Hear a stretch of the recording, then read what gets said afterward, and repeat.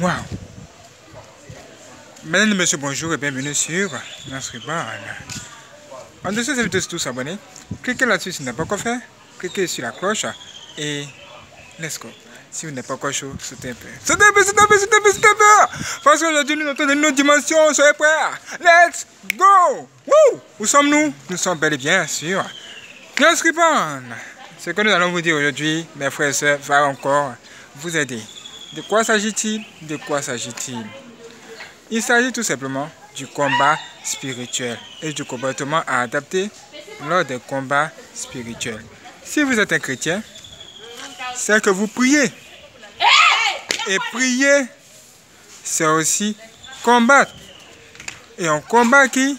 Le diable, qui déteste tous ceux qui prient. Une fois que vous êtes chrétien déjà pour commencer, vous devenez automatiquement l'ennemi du diable et de tous ces démons enragés, même ces démons les plus puissants. N'ayez pas peur. Il ne faudrait pas que ça vous fasse peur. De toutes les façons, vous devez prendre part à un combat parce que nous sommes dans un monde et nous sommes en guerre ici. Mes frères et sœurs, ce n'est pas de la blague. C'est réel. Mais vous devez savoir certaines choses dans le combat spirituel. Quand vous faites un combat spirituel, ou encore quand vous priez, sachez immédiatement que vous êtes écouté, soit par Dieu ou par le diable et ses démons. Parce que de toutes les façons, c'est Dieu qui doit écouter votre prière.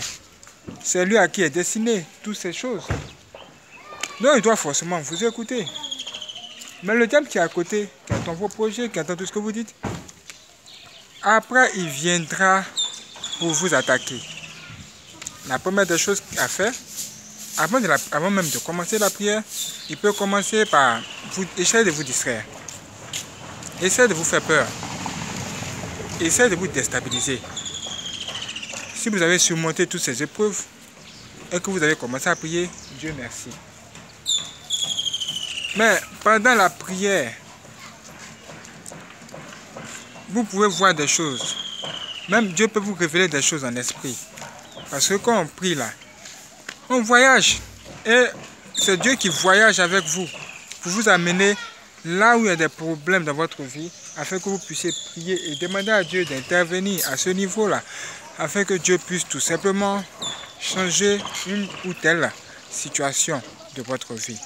Ça veut dire que par exemple, quelqu'un peut prier et dans sa prière, Dieu va lui révéler que une personne est enchaînée. C'est-à-dire que tu pries et tu vois pendant ta prière une personne qui est enchaînée. Ce que tu vois là, ou encore ce que tu es en train de voir, ce que tu viens de voir là, c'est tout simplement ce qui se passe réellement quelque part dans le monde des ténèbres.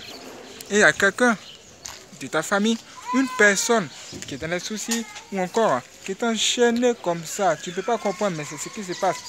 Et Dieu te révèle toutes ces choses pendant la prière.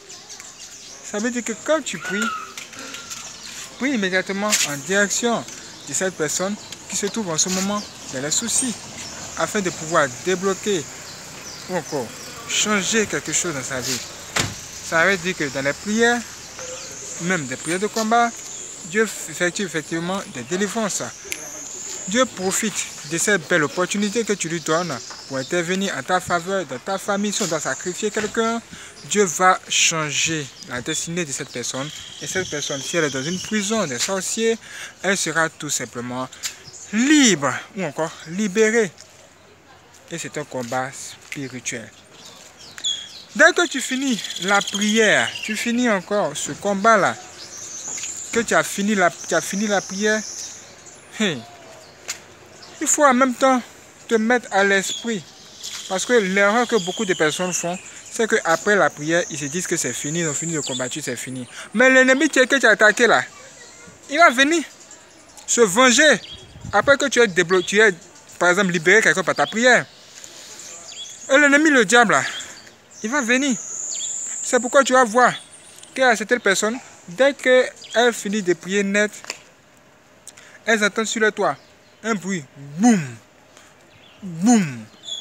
Ce sont les sorciers qui font ça. Il y en a, les sorciers font ça.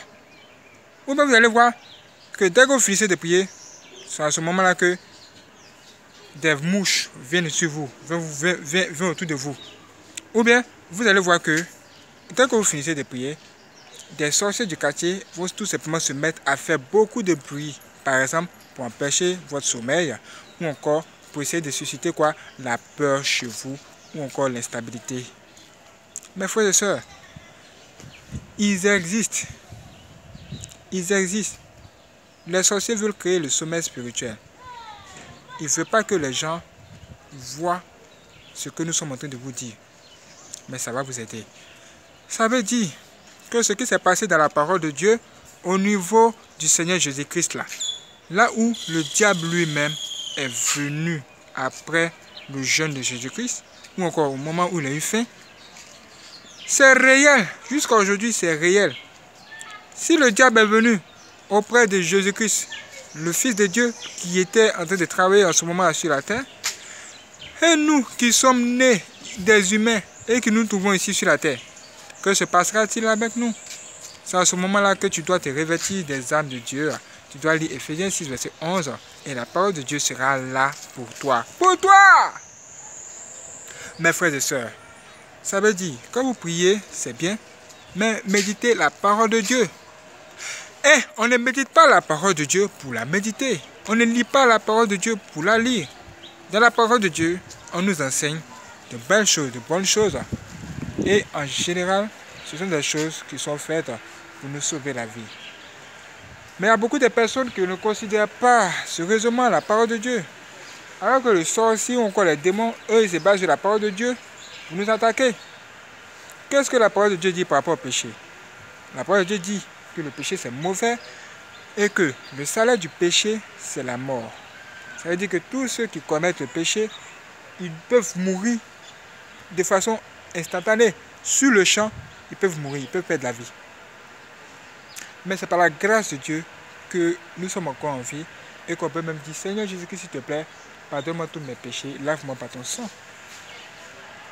Ça veut dire que la parole de Dieu qui est là, c'est important. Tu dois la lire.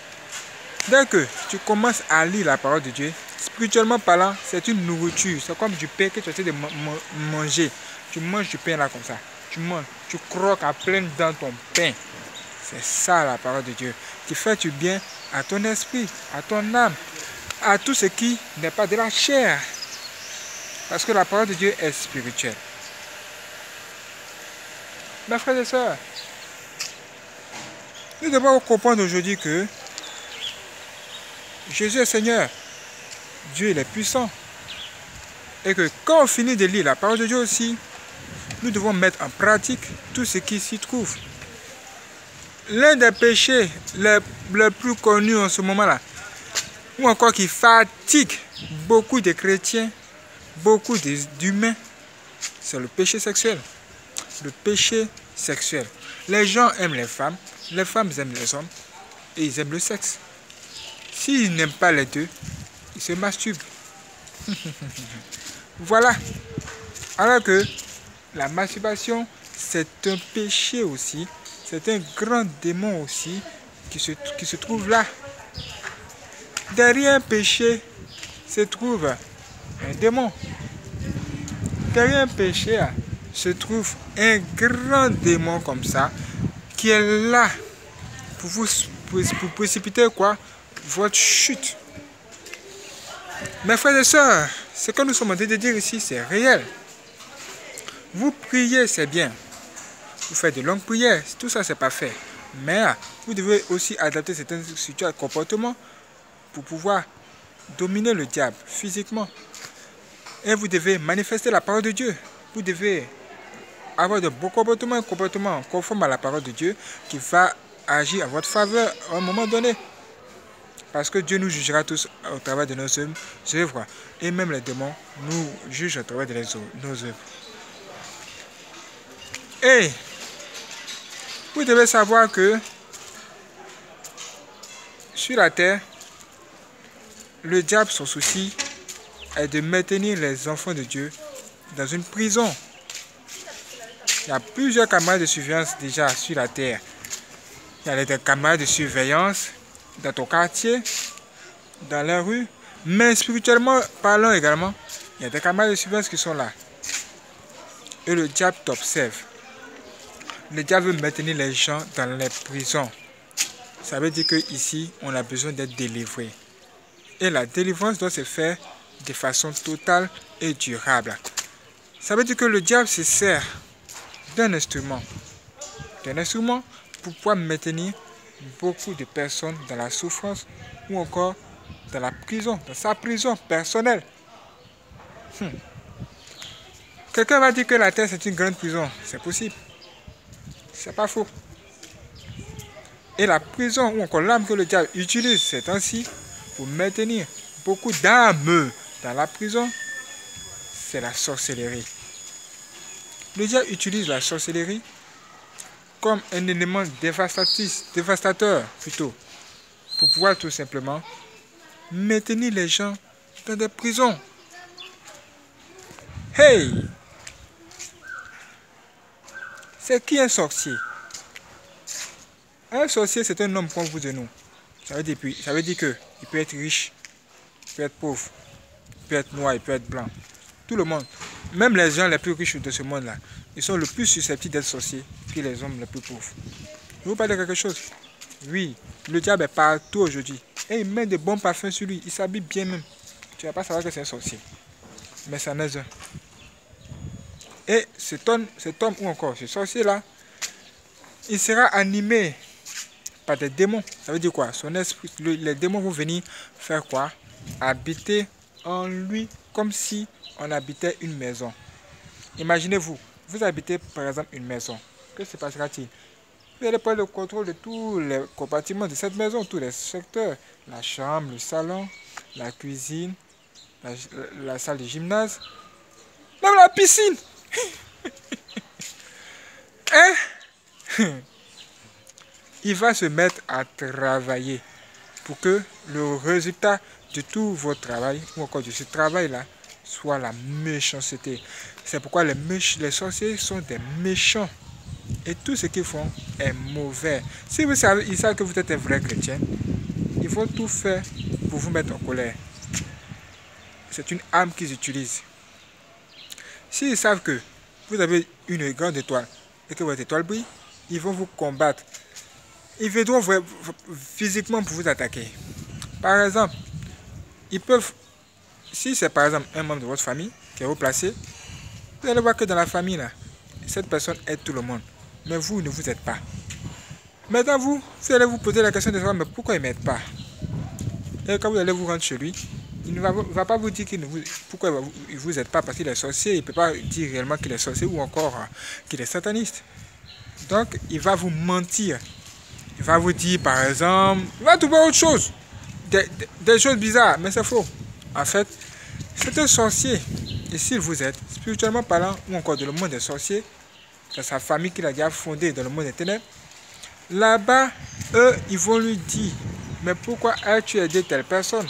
Et ils vont le torturer, le frapper sérieusement à cause du fait qu'il vous a donné son argent ou encore il vous a aidé. Ou s'il vous donne son argent, c'est qu'il en tire un bénéfice sur vous. Il cherche à vous contrôler ou encore prendre votre esprit pour travailler avec quoi? Avec votre étoile. Ils utilisent les étoiles des gens pour travailler. Et ça se passe réellement dans notre monde.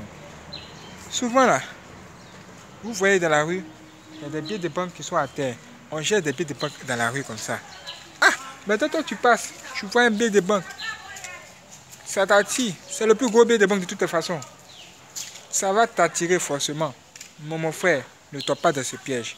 Parce que souvent là, quand les sorciers ont besoin de faire des sacrifices, ou encore les satanistes ont besoin d'offrir des sacrifices au diable pour renforcer leur force ou leur puissance, ou encore leur richesse, ils jettent de l'argent dans la rue. Que vous allez les prendre. Dès que vous les prenez, vous rentrez dans la prison et ils vous tuent après. Vous pouvez même mourir sur le champ. Par exemple, un ex-sataniste a raconté sur Yasribon que lui, il devait faire des sacrifices ou encore augmenter son pouvoir. Il allait voir un féticheur. Et ce féticheur leur a demandé de tuer un chat. Et ils ont tué effectivement un chat. Quand ils ont tué ces chats-là, ils se sont tous rendus au cimetière. Ils étaient 2. Quand ils se sont rendus au cimetière, là, ils étaient plutôt 3. Quand ils se sont rendus au cimetière, ils avaient tous des chats. Et chacun a positionné son chat dans un petit cercueil. Et quand ils ont positionné ce chat dans le petit cercueil, il était mort. Quelque temps plus tard, ce féticheur-là a fait sortir une liasse de billets. Chacun d'eux a pris une certaine somme. Et le féticheur leur a dit de se rendre dans la ville et de jeter ces billets-là dans la rue comme ça. C'est-à-dire tu jettes, tu passes et tu jettes à terre. Tu jettes pour que quelqu'un vienne le prendre, tout simplement. Ça veut dire quoi? C'est un piège ou encore c'est un filet où les poissons vont venir entrer à l'intérieur. Hey! Donc les humains sont des filets. Ok. Plus tard, ils ont quitté ce cimetière-là. Ils sont allés le matin dans la ville. Ils sont allés dans un lieu public, comme les marchés, comme ça. Ils aiment beaucoup fréquenter les endroits également fréquentés par beaucoup de personnes.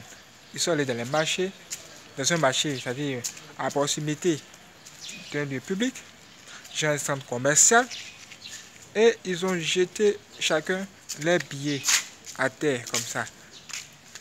Maintenant, parmi les 3 là, il y a l'un parmi eux qui a jeté son billet et son billet est tombé dans un, comment ça s'appelle là, un caniveau.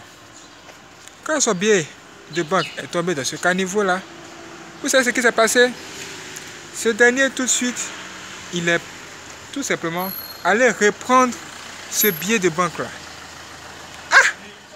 Il est tout simplement allé reprendre ce billet de banque. Et quand il a repris le billet de banque, ce qu'il ne savait pas, c'est qu'il ne devait pas toucher lui le billet de banque après l'avoir tout simplement jeté, ou encore après que le billet de banque ait touché le sol. Dès qu'il a pris ce billet de banque, mes frères et sœurs, un bus est sorti de nulle part et l'a percuté. Il a perdu la vie sur le champ. Le deuxième, c'est-à-dire celui-là même qui nous a raconté son témoignage, il nous a dit que lui, il a jeté son billet de banque et son billet de banque était visible, un peu comme ça. C'est-à-dire si tu passes à côté de la voiture là, comme ça, là, tu peux voir son billet de banque qui est là, à terre. Est-ce que vous voyez? Le billet de banque est là comme ça. Et toi, tu peux tout simplement le prendre et l'utiliser. Mais ce que tu ne sais pas, c'est que c'est lui qui l'a pressionné là. C'est un sorcier. Et il t'observe à distance. Oui. Donc, c'est ce qui s'est passé ce jour-là. Quand il a déposé ce billet de banque en question, quelques temps après, ça n'a même pas mis du temps, un homme, un père de famille, il était de passage à proximité de ce billet-là, ou encore il allait au marché. Et pendant qu'il se rendait au marché là, il a vu ce billet de banque là. Dès qu'il a vu ce billet de banque, tout de suite, il a pris ce billet de banque. Dès qu'il a pris le billet, il est entré au marché, allait faire des achats en même temps, puisque le marché n'était pas loin. Et ce qui s'est passé après, c'est que il est tombé, il est mort. Il a eu, comment on appelle ça, crise cardiaque, il est mort. Et tous ceux qui étaient là ce jour-là, ils disaient, oh, il est mort d'une crise cardiaque. Alors que c'est une mort orchestrée par un sorcier ou encore un sataniste. Quand ils ont fini le rituel, ils se sont rendus où? Au cimetière, trouver le féticheur là-bas la nuit. Et ce qui est étrange, c'est que les chats que chacun avait amenés pour le rituel, qui étaient morts, n'étaient plus morts. Ils sont revenus tout simplement à la vie. Et quand ces chats-là sont revenus à la vie, le féticheur leur a dit, si vous voyez que ces chats sont revenus à la vie, ça veut dire que le rituel que nous venons de effectuer a eu des effets. Ça a marché. Donc vous allez réussir dans ce que vous cherchez. C'est pourquoi vous allez me voir là. Considérez que c'est déjà fait. Comment les chats qui étaient morts sont-ils revenus à la vie? Ils sont tout simplement revenus à la vie parce que quelqu'un est mort. Comment ça s'appelle ça? Ça s'appelle de la réincarnation. L'esprit de ces personnes a été utilisé tout simplement pour quoi? Les positionner où? Dans le corps de tout simplement ces animaux. Et c'est la raison pour laquelle ces animaux qui étaient morts ont commencé à vivre. Est-ce que vous comprenez? Est-ce que vous comprenez? Ça veut dire que le sorcier, il existe. Et il se trouve dans cette société. Une telle personne qui se trouve dans votre famille, elle va forcément vous combattre. Vous qui priez, vous qui avez la crainte de Dieu, dans toutes les dimensions.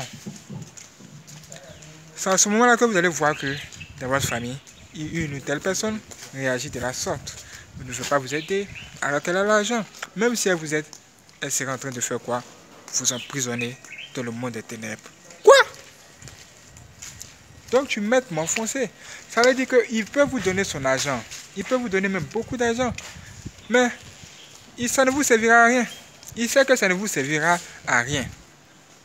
C'est ça le monde dans lequel nous vivons. Il y a des sorciers ici. Vous pouvez même être chrétien. Vous priez. C'est bien. Et vous priez. Vous cherchez quoi? Du boulot. Un bon boulot, du travail. Toutes ces choses. C'est bien. Mais sachez où vous allez déposer vos dossiers. Sachez où vous allez demander de l'emploi. Parce que la plupart du temps, les entreprises ou encore les directeurs dans cette entreprise sont occultes. Quand je dis occultes, c'est qu'elles sont occultes. Imaginez vous-même. Le directeur de l'entreprise, celui-même à qui appartient la société, c'est un sorcier. Deuxième, son sous-directeur, sorcier. Ou encore occulte. Si vous voulez, sataniste. Et le même encore, ou encore au niveau des DRH, lui aussi c'est un sorcier. Ça veut dire quoi? Celui-là même qui doit étudier vos dossiers là même. Qui doit étudier vos dossiers, vos papiers, c'est un sataniste. Comment vont vous embaucher? Comment? Ça veut dire que si un sorcier de votre famille vous cherche, ça sera facile pour lui. S'il ne veut pas que vous travaillez, il va tout simplement se rendre dans cette entreprise spirituellement parlant pour négocier avec qui? Ce chef d'entreprise là. Il va lui dire, ne l'embauche pas. Il ne faudrait pas qu'il travaille. Je ne veux pas qu'il travaille. Je veux qu'il reste tranquille seul dans son coin. Et si il arrive que vous vous mettez à travailler, l'argent que vous allez recevoir là, ça sera tout simplement de l'argent du diable, l'argent des occultistes. Ça ne sera pas du bon argent. Et vous allez penser que vous êtes dans une bonne dimension, alors que l'argent que vous travaillez par les tuyaux de votre front, c'est de l'argent d'occultisme. Est-ce que vous savez ce qu'ils se disent après? Après, ils se disent, ah, voici quelqu'un qui est venu vers nous. Laissons-le travailler pour nous. Voilà, il n'a qu'à travailler pour nous. Il ne sait pas que l'argent qu'on va lui donner, c'est de l'argent sale. Voilà. Moi j'ai dit, mais c'est de l'argent sale. Ils se disent que c'est de l'argent sale. Donc, vous travaillez pour eux, en fait. En fait, vous travaillez pour eux. Et toi, tu te plais. Souvent même, tu te plais. Tu dis, mais pourquoi j'ai pas de promotion? Mais pourquoi? Mais tu ne sais pas que tu es dans une entreprise où il y a des sorciers. Et ils vont même te combattre en plus. En plus, ils vont te combattre. Ils vont te combattre même pour que tu perdes ton boulot. Toi, si tu vas chercher à t'accrocher à ton travail, c'est pas mauvais. Mais il faut d'abord chercher à savoir où tu te trouves. Dans quelle entreprise tu te trouves? Quel est l'état d'âme de celui qui t'embauche? Et si c'est Dieu qui t'a amené là-bas, c'est que Dieu veut faire quelque chose avec toi. Et tu as un travail, une mission à accomplir pour le Seigneur dans cette entreprise. Peut-être que par toi, Dieu peut transformer la vie de ce occultiste qui est ton patron. Il y a eu plein de témoignages comme ça. Ça veut dire que tout est possible. Si vous priez, c'est bien. On vous a montré comment il faut faire pour prier.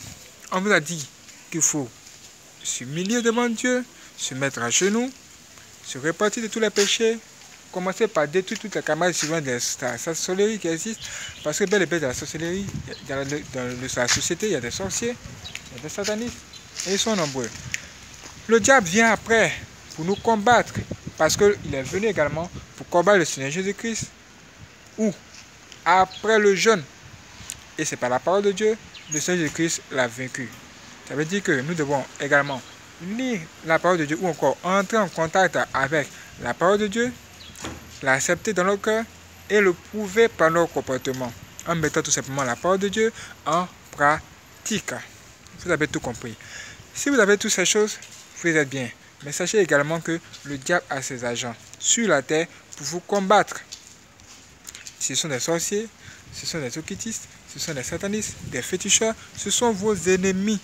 Et ces gens-là, ils combattent nuit et jour pour le diable. Vous devez vous mettre cela dans la tête et cultiver l'entrepreneuriat. Cherchez à créer vous-même votre propre entreprise. Les chrétiens doivent chercher à créer leur propre entreprise afin que nous puissions tout simplement être bien dans la société et avoir de l'argent pur aussi. C'est important. Et vous devez aussi tout simplement partager. Quand Dieu vous bénit, partagez, donnez. Quand vous donnez, vous pouvez dire vos offrandes. Vous le faites pour Dieu. Que la personne qui est devant vous soit bonne ou mauvaise, vous le faites pour Dieu. Ne vous plaignez pas après vous dire, ah, j'ai payé mes dîmes à plusieurs hommes de Dieu, ça n'a pas marché. J'ai payé mes offrandes à plusieurs hommes de Dieu, ça n'a pas marché. Si tu te mets dans ta tête que c'est à l'homme que tu donnes les offrandes, tu es dans la merde. C'est dans la merde. Hey! Non, dites que c'est à Dieu que vous donnez. Et si tu te dis que tu as peur, tu ne vas pas donner ton argent à n'importe qui, même aux sorciers. Là, ta peur là signifie l'élévation du sorcier là même. Il va se dire que tu as peur de lui. C'est pourquoi toi, tu ne veux pas lui donner ton argent. Il va commencer par te dominer pour commencer. Nous devons savoir que l'argent qui est là, les billets de banque sont fabriqués par des humains. Et quand les humains finissent de fabriquer ça, ils l'envoient dans le monde sous-marin et le diable met son cachet dessus. Il met son tampon dessus. Il n'y a pas longtemps, des humains ont découvert que sur le billet de $1 américain, il y avait un signe du diable là-dessus. Tout le monde est informé. Tout le monde est informé de cela. Et plus loin, quelqu'un a révélé que, un sataniste a révélé que le S barré, qui se trouve tout simplement sur le billet de banque américain, signifie Satan. Quoi? Ça veut dire que ce que le Seigneur Jésus-Christ a dit, ou dans la parole de Dieu, est vrai. La parole de Dieu que vous détestez là, c'est réel. Quand le Seigneur Jésus-Christ disait que ici sur la terre, nous sommes dans les soucis parce que le diable est descendu et le diable c'est le prince de ce monde. Aujourd'hui, vous comprenez tout. Ça veut tout dire. Ça veut dire ce que ça veut dire. Mes frères et sœurs, si vous n'êtes pas informés, si vous n'êtes pas au courant, aujourd'hui, Dieu vous révèle toutes ces choses pour vous dire, vous priez c'est bien, mais manifestez des comportements. Parce que sur la terre, le diable, il envoie même ses agents pour vous tenter après la prière. Et les agents du diable sont malins. Et ils se communiquent entre eux. Ils peuvent être 100 sur vous seul. Vous êtes seul contre 100 personnes. Et ils complotent. Ils peuvent être là comme ça assis et ils se communiquent. Ils se parlent même en parabole. Oui, ils font ça. Et vous, vous êtes seul chrétien dans la famille. Et quand vous êtes seul chrétien dans une famille où il y a des sorciers, vous allez remarquer que vous serez quoi? Combattu. Et quand vous êtes combattu comme ça, glorifiez Dieu parce que vous êtes sur le bon chemin. Et Dieu avec vous. Continuez ce combat jusqu'à la fin, mes frères et sœurs. Ne retournez pas, n'essayez pas de baisser dans la vie des prières, parce que c'est ce qu'ils cherchent. Si vous cherchez à vous énerver, à vous mettre en colère, mettez-vous dans la tête que c'est le diable qui est derrière, c'est un sorcier qui fait ça. Vous, priez, bénissez Dieu, rendez gloire à Dieu, et surtout, louez Dieu. Ouvrez la bouche et louez, adorez le Seigneur. Ça va déstabiliser leurs œuvres. Avant de dormir là, il faut prier. Priez contre les démons qui viennent vous visiter la nuit pendant votre sommeil pour avoir les rapports sexuels avec vous.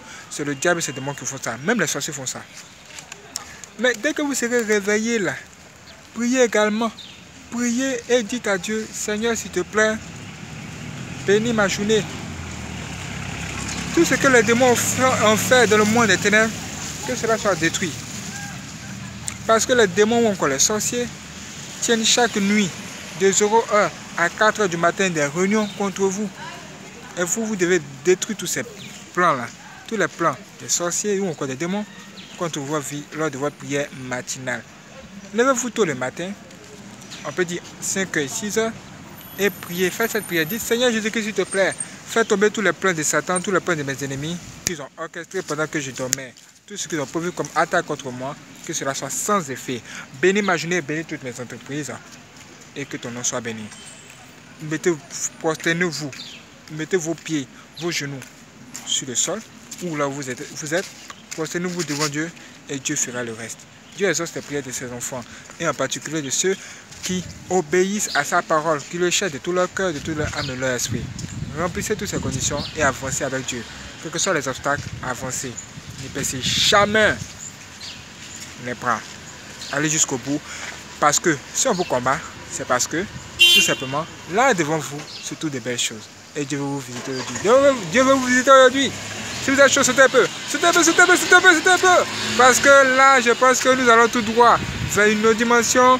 Nous avons pour objectif de dépasser les 100 prochains 1000 abonnés pour atteindre les 11 millions d'abonnés. Et ça commence par vous. Maintenant, si vous n'êtes pas abonné, cliquez sur s'abonner, cliquez sur la cloche et préparez-vous pour la prochaine vidéo. Ça va être chaud.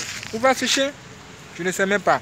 Mais il se cherche, mes frères et sœurs. Cherchez-vous sur la bonne voie. N'allez jamais chez les féticheurs parce que le féticheur, il est le représentant du diable aussi. Faites attention. Que Dieu bénisse, frères et sœurs. Prenez soin de vous.